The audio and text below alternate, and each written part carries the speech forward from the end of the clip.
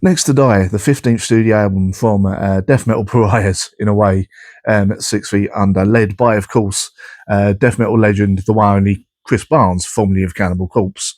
And I think, was he something to do with Basement Torture Killings? Or was he just on one of their songs? I genuinely can't remember. Now, I'll say this straight up, I have no problem with the band. I have enjoyed some of their previous stuff.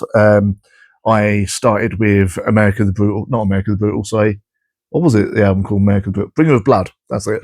I actually quite enjoyed that album, unironically, and Commandment as well, and Crypt of the Devil, I think it was called. But obviously, there's a lot to mock with 6 Feet Under. Chris Barnes' voice has struggled over the years, it has to be said. That's what you get for giving 40 years to a death metal vocal of style, that and the weed, the amount of weed smoking he did or used to do.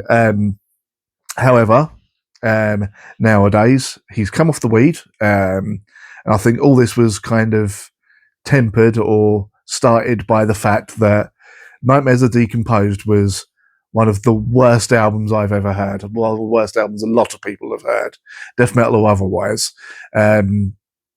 Zodiac was an absolutely terrible song, and it hurts to even think about it, let alone actually listen to it, like many of us unfortunately put ourselves through back in the day.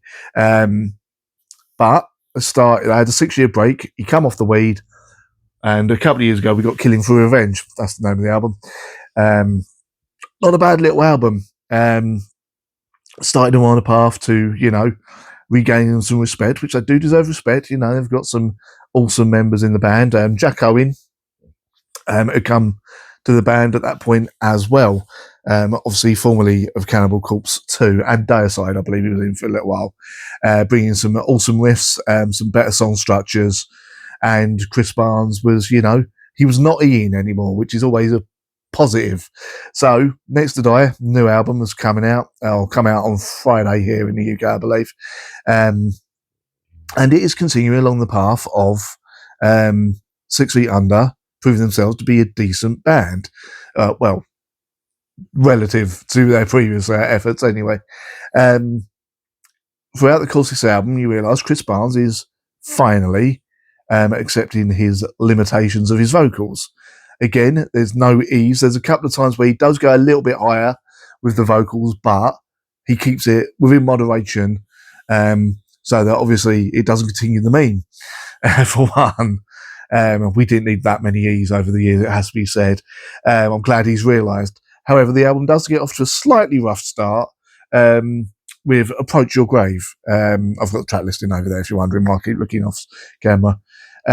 Which is not a bad song itself, but starting a 6 Feet Under album with a mid-paced song is probably the wrong thing to do, because you instantly get that worry that, oh no, this is gonna, you get visions of Zodiac all over again, which, yeah, as previously said, no one needs another Zodiac by 6 Feet Under. So, not a bad song. The groove is there.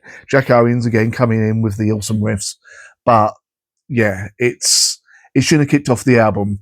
Another track that comes on in a couple that I'll talk about in a minute, should have started the album, but I'll get into that in a minute. That's followed by Destroyed Remains, another good song. This is how, fast, brutal, this suits 6 Feet Under. This suits Chris Barnes' voice. And for some reason, something like this should have started the album. What really should have started the album, also catchy as well, just something that gets looked down upon in death metal sometimes, but some of the best death metal songs are those that are catchiest. I mean, Praise the Lord by Dying Fetus, Devoured by Vermin by Cannibal Corpse, something you can scream along to or growl along to, depending on your preference. The song that should have started the album is track 3, Mr. Blood and Guts. This is absolutely awesome. This is the kind of death metal, old school death metal we all love, where it's dumb. It's just dumb fun. It's brutal. It's dumb fun. It's fast. You can sing along with it, sound like an idiot, have some fun, maybe after a couple of beers and whatever.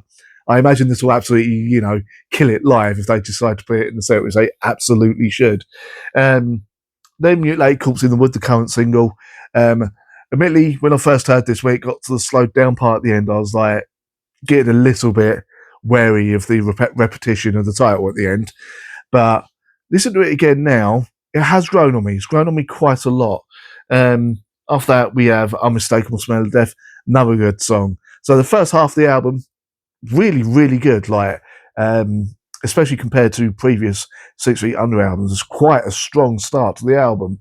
Then we get Wrath and Terror Takes Command, which I thought was going to be an instrumental at first. It takes a little while before the vocals kick in. Again, groovy, catchy, good riffs and all that. However, where things kind of fall off just a little bit for me is over the next few tracks. Skin Coffins, Mind Hell, and Naked and Dismembered didn't quite hit for me as much as the previous tracks. Still good songs, don't get me wrong, but not as good as what had gone before. Then we get to Grass from Beyond. Starts off really well, really fast, and then when it goes, this is one of the songs where the slowing down actually worked because it didn't slow down for too long, you know. And hearing Chris Farnes sort of creepily say, you know, Grass from Beyond in his current vocal state, it really worked. Really, really worked for me. Then we have the title track, Next to Die, again, catchy, fun. And then we have something different to end the album, Ill Wishes, which starts with a more doomy kind of tone, not quite doom, but more doomy style, with some whispered vocals before coming in with the more death metal vocals. An interesting experiment. Didn't 100% work for me personally. But you know what? It might grow on me over time. It might actually grow on me. So, all in all, 6 Feet Under, Next to Die is a massive step in the right direction again for the band. Honestly, give it a listen. It's nowhere near as bad as Graveyard Classics. It's nowhere near as bad as Nightmares of Decomposed. Jesus Christ. This is a really good, fun, old school death metal album that I know a lot of other people were putting down just because it's 6 Feet Under, which is massively unfair. We all know that Chris Barnes has vocal issues and has done for years due to the weed and everything else. But he sounds better than ever on this, which was a rehabilitation started on the last album.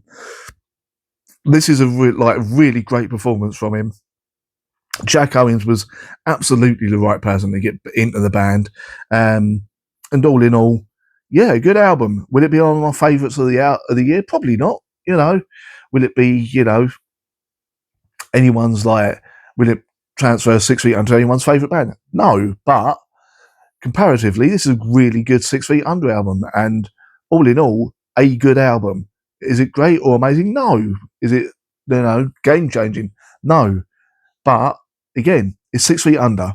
You know, to get a good to great album from them, especially over the last few years. Apart from obviously, the last album, Killing for Revenge, actually, what the name was again, then, which was good as well, is shy of a miracle because everyone thought, you know, 6 Feet Under, like bottom tier death metal, but they're starting to really, really come into their own now. Hopefully, this path and this trend will continue, and hopefully, Chris will continue knowing his vocal limitations, work within that, and we will never have to hear E ever again. Obviously, live he'll have to do it because it's on some of the songs, but on albums, hopefully, future albums as well, we'll never have to hear that again. So, all in all, 6 Feet Under, Next to Die gets a 7 out of 10 from me. I can see me listening to this album again along with Killing for Revenge. So yeah, go check it out. Let me know what you thought in the comments as well, and I'll see you next time.